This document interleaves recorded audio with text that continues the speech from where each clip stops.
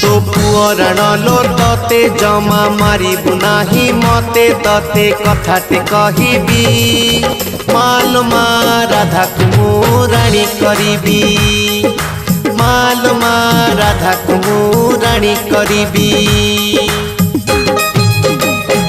आरे सुना पोटा मोरो टिके मानी जे बोलो मोरो तते कथाटे कहिबी